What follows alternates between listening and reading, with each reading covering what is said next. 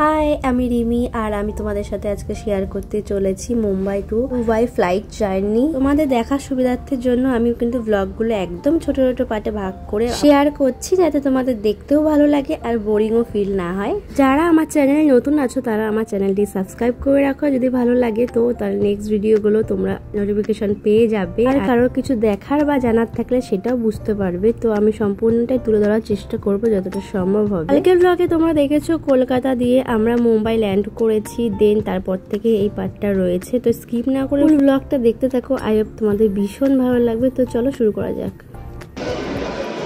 আমাদের হাতে আর 2 minute time আছে, আমাদের ফ্লাইট দুটোয়।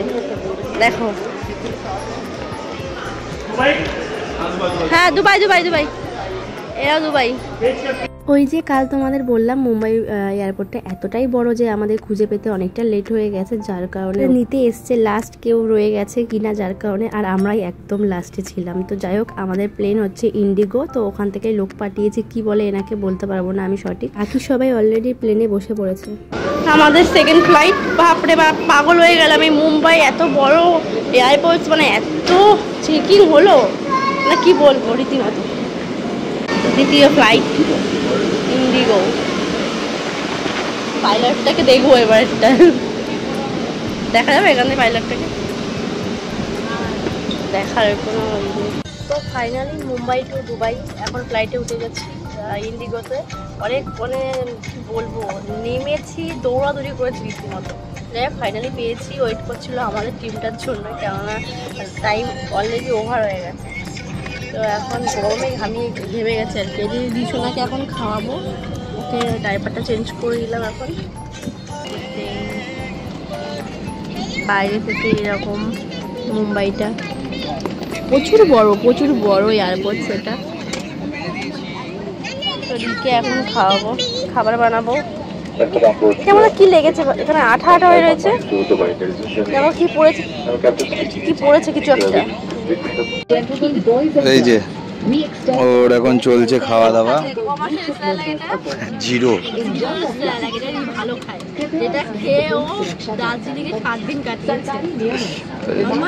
কেমন খেতে বলে দাও ওখানে, ওই যে ওখানে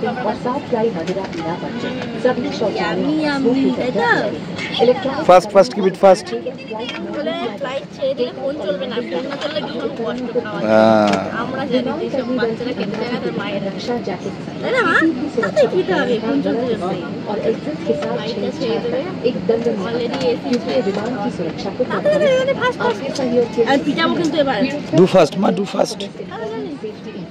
Government regulations do not permit smoking, tobacco use, and the consumption of personal alcohol on this flight. Please note that smoke detectors are installed in all luggage. আমাদের অলরেডি আগের ফ্লাইটে 2খানা মানে 4টে স্যান্ডউইচ অলরেডি ব্যাগে ক্যারি করছি আমরা। এখন আবার 6টা স্যান্ডউইচ নিয়ে এসছে, জানি না খেতে পারবো কিনা, বাট নিচ্ছি আমরা।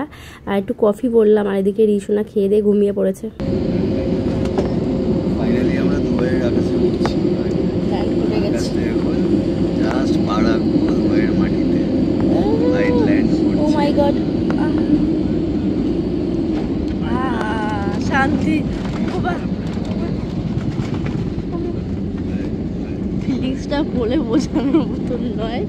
ল্যান্ড হলো মানে ব্যাস। এমনিতেই আমার ফ্লাইটের ফার্স্ট জার্নি, আর তার উপরে কদিন আগে যেই রকম একটা বাজে ঘটনা ঘটে গেছে, যার কারণে আমি একটু ভয় ছিলাম বলতে পারো। তো নিচে নামা মানে শান্তি, এক কথায় বলতে পারো এই যাত্রায় বেঁচে গেছি। তো এই জাস্ট নামলাম মুম্বাই টু দুবাই। মর্নিং হয়ে গেছে, সকাল। তো আমরা প্লেন দিয়ে তো নেমে গেছে দেখলেই। এখন ট্রেন এসছে, আমাদের মেট্রো এসছে, লাগেজ নিতে যাব। মামা এরা ঘুমাচ্ছে, দেখো। বাহ, এরা দেখো এখানে চলে এসছো। আরে কোথায় গেল ব্যাগ পেয়েছো বাবা? সব এই যে এখানে লাগেজগুলো ঘুরে যাচ্ছে, জানি না আমাদেরটা এখন আসছে কিনা। জি দেখুক, আমরা ওখানে সেটা বসি। এর দেখো চোখ দেখো, ঘুমাচ্ছে, মুখটা হয়নি ভালো করে। মাম্মাকে এখন ফ্রেশ করে দিয়েছি, কেননা এখন আমরা বেরোবো। পুরো জামা টামা পাল্টে, একদম প্যাম্পাস পাল্টে, একটু খাইয়ে দিলাম স্যালাড।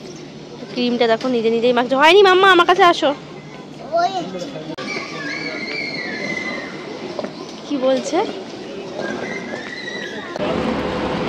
তো আমরা বেরিয়ে গেছি এই যে এক্সিট দিয়ে। তো এখন যাচ্ছে হচ্ছে গিয়ে বাসে, আমাদের বাস চলে এসেছে পুরো গ্রুপের।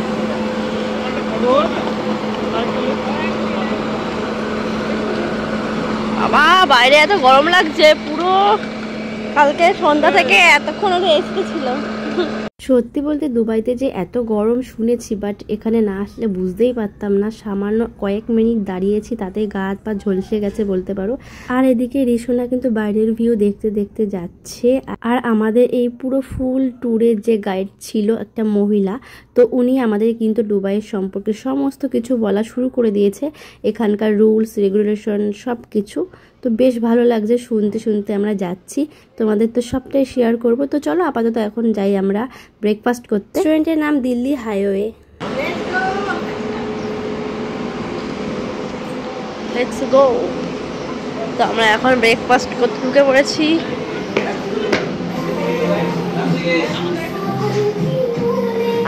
মানে অ্যাটমসফিয়ারটাই আলাদা। আমি ফার্স্ট ভেবেছিলাম ইন্ডিয়ান খাবার দাবার হয়তো এখানে পাবো না, বাট এই রেস্টুরেন্টের নামটা দেখেই কিন্তু আমার ভালো লেগেছে। আর তার থেকে বড় কথা রেস্টুরেন্টের ভেতরে ঢুকে দেখছি আমাদের মানে সং হচ্ছে আর কি, হিন্দি গান হচ্ছে ওখানে। মানে অ্যাটমসফিয়ারটা ভীষণ সুন্দর করে রেখেছে ওরা। ব্রেকফাস্টে তো চলে এসেছি।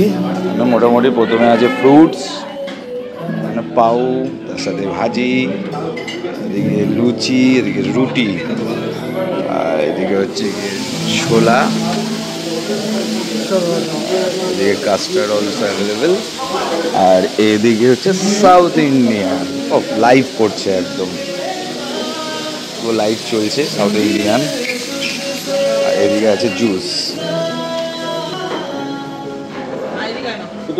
বসো বসো বসো বসো বসো বসো বসো বসো। ক্যামেরাটা ফেলে দিয়েছিল মানে নিচে। তুমি ওদিকে ঢোকো, ওদিকে ঢোকো, ওদিকে ঢোকো, আর ওদিকে যাও। তো আমাদের এই হচ্ছে ব্রেকফাস্ট, অনেক কিছুই ছিল, ধোসা ধোসা ছিল, নিইনি। আমরা হচ্ছে গিয়ে যা যা নিয়েছি এই যে ওয়াটারমেলন ভালো খাই, কিন্তু জল হয়ে গেছে বলে আমি আনলাম না। এখন চলো খিদে পেয়েছে, খেয়ে নিই। মানে তো এই হচ্ছে রেস্টুরেন্ট আমাদের এখানে। আমরা বাঙালি রেস্টুরেন্ট, বাঙালি না সরি, মানে ইন্ডিয়ান রেস্টুরেন্ট। আর এইদিকে ও ঠিক হয়ে যাবে, ঠিক আছে। আর এই হচ্ছে আমাদের গাড়ি। চলো এবার। এখন কিন্তু আমরা রুমে যাব না, কারণ আমরা অনেক কিছু ঘুরে তারপরে একেবারে ইভিনিং এ রুমে যাব। ফার্স্ট আমরা এখন যাচ্ছি এখানকার কিং আবু ধাবিবের রাজত্বে বলতে পারো, কেননা এখানে তো সব জানোই তোমরা যে কোনো প্রশাসন নেই ওই রকম ভাবে, এখানে সব রাজার শাসন চলে আর কি। और आपकी किस्मत है, शायद राजा खुद ड्राइव करते हैं अपनी गाड़ी, यहाँ पे ड्राइव करते हुए निकलते हुए। आज आपकी किस्मत है क्योंकि ही इज वेरी फ्रेंडली। আজকের ব্লগটা এইটুকুই। তোমাদের কেমন লাগলো কমেন্ট করে জানিও, আর কালকের ব্লগগুলোকেও দেখতে গেলে আমার চ্যানেলটা সাবস্ক্রাইব করে রেখো। তো চলো টাটা।